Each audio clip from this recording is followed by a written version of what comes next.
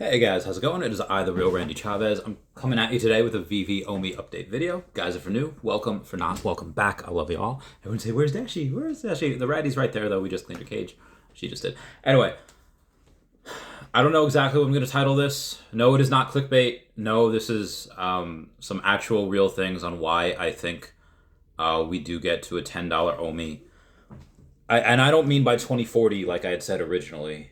I mean by potentially end of this decade, 2029, 2030.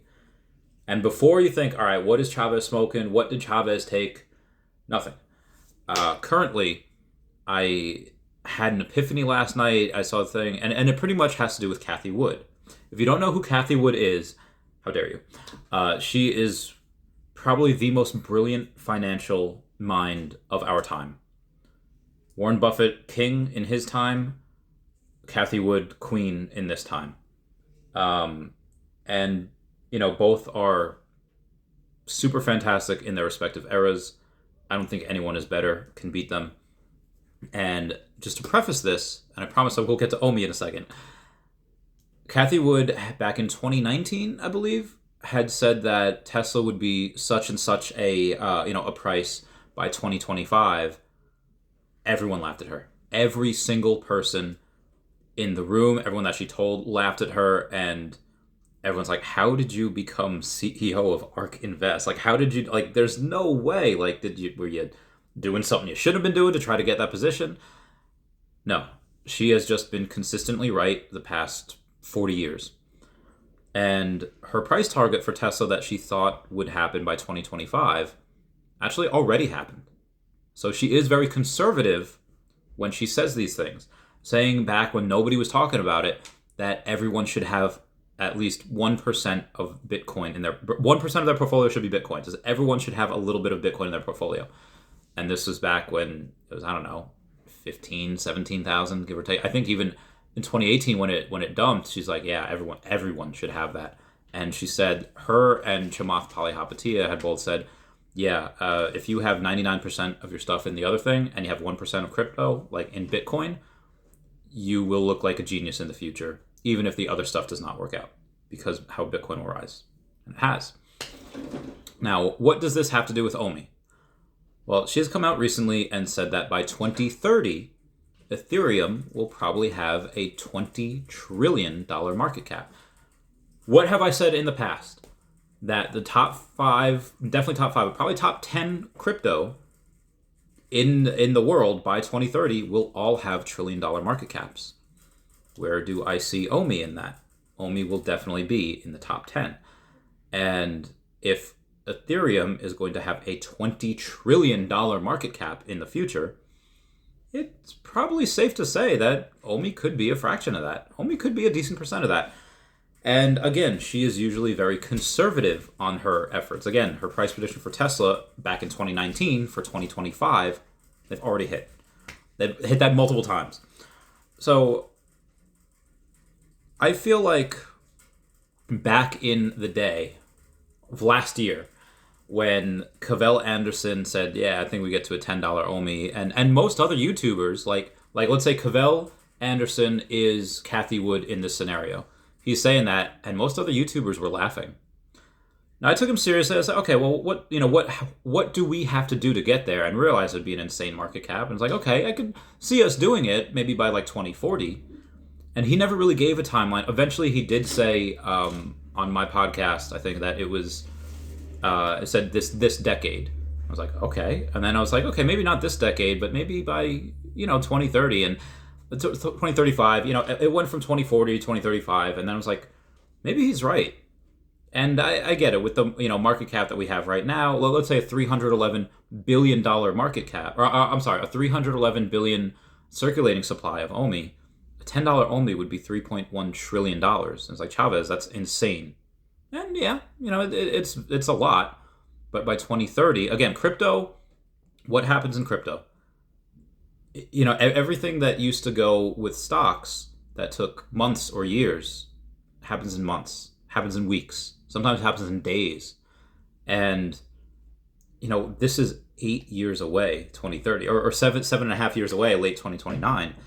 So then that's not including the burn. That's talking about the most supply that could ever be in circulation is 311 billion. Well, what happens when we burn a bunch of that? What happens when we burn, so much that we're down to less than 200 billion OMI in circulating supply? Well, a $5 OMI at that point doesn't even make us $1 trillion market cap, which is nuts. And again, every single crypto that is a top 10, definitely top 5, most likely top 10, will have $1 trillion market cap. It's very, very, very disruptive. Why did I invest into PayPal and to Square years back? Because they were disrupting the banking industry. Who wants to wait 3 days for an ACH? Who wants to go and pay fees for these wires? This is ridiculous.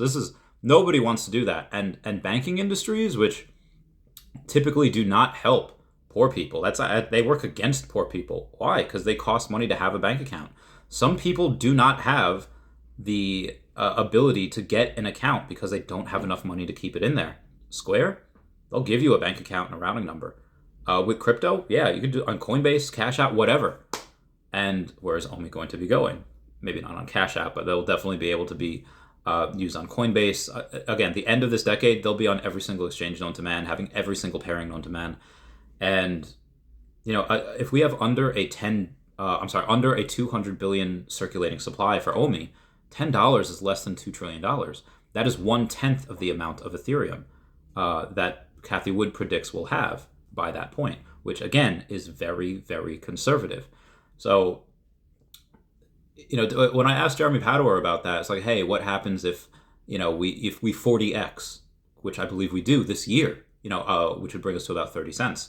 And he says, well, that'd put us in like the top 5, top 10 crypto, and you think like, do we deserve to be there? And then, you see him thinking, you see the wood burning and the wheels turning, and him saying, actually, when you go and you think about it, it's the only one that's really partnered with Disney, Marvel, DC. Any one of those would be huge, would be monstrous, but they have all of them. And most likely, not confirmed, Pokemon. Nintendo at large. Half of my tattoos are all Nintendo. Right? So, did you see what happened with the drop today for Disney? First edition of Donald Duck, Mickey Mouse, Minnie Mouse, Goofy. This is absolutely insane that a lot of these they don't go below 100. Goofy's like $4,000 already. And this is with nobody in here. This is with no marketing. And this is with Jeremy Padour saying, no, we don't need marketing. Why would you market when there's empty shells? Same as Tesla. Again, the parallels that I see between OMI and Tesla are like too many to count. Both insanely disruptive in their industries. And OMI is insanely disruptive in a bunch of different ways. Deflationary token, they're disrupting the tokenomics are disruptive. The disrupting collectibles. And they're disrupting art. They're just like artists, I guarantee, like when you paint something beautiful and it takes, 100 hours to paint, whatever it is, you only get paid for that once. But in NFTs and smart contracts, you can get paid for it again and again and again to no avail. They're disrupting everything. And Tesla, they have not spent one penny in marketing because they don't need to, because the demand is so high. What's happening with the OMI? They sell out every single drop in seconds. There is zero need for anyone to go and try to say, make an ad for us. Again, will that happen organically with other companies? Will that happen with artists that say, hey, buy my stuff on Veve? Abso-freaking-lutely. Abso-heckin-lutely. So the idea that this could be, 1/10 of Ethereum when we have all of these licenses and partnerships is very reasonable. Like, I'm not going to want to say, oh, yeah, well, I wouldn't, put it past them, let's say, not outside the realm of possibility. No, that is very reasonable. So, again, I feel like when Cavell had said that in the past, he's like that scientist that said, yeah, we can get from here to here in this amount of time. And other scientists are just like, you can't do that and they're trying to look at it mathematically, with the speed of light, you can't do that. That's faster than the speed of light. And Cavell's thinking 5D chess. Well, actually, with gravity and dark matter, you could bend space-time so that you get from here to here via wormhole with a bridge. You get there because you can bend space-time, and nobody else is thinking about that. Nobody else is going and saying, oh, yeah, that. Because everyone else is doing conventional wisdom, conventional math that they learned from stocks, which is fine. It's fine. But where do you think the world is headed? And I know I have told people in the past, people thought I was crazy. Still probably think that's crazy. The way Tesla's doing cars, a lot of the cars that are not going electric, they will either go under or they will merge. What are banks doing? The only thing that is saving banks right now is that most of them are buying up Bitcoin. That's the only thing that is saving banks. If they were not doing that, they would fold or they would have to go and merge with other. And some banks already do that in general. Like I said, this is going to be disruption on an insane level.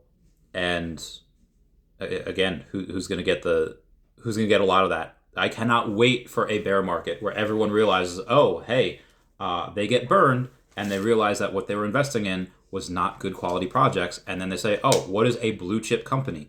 What is something that has the best licenses with companies that have been around for hundreds of years? Well, you got Nintendo, again, most likely. You have Disney, you have Coca-Cola, United States Postal Service. It's going to be a Comey. It's going to be OMI. And there's some people that don't even care about that. There's some people that are going to go and be like, hey, you know what? Epico Regal announced something the other day, and I played their game, and they're going to play it. And it would be insane to think that Epico Regal wouldn't accept OMI, giving it more utility. Again, this is just kind of, off the cuff here.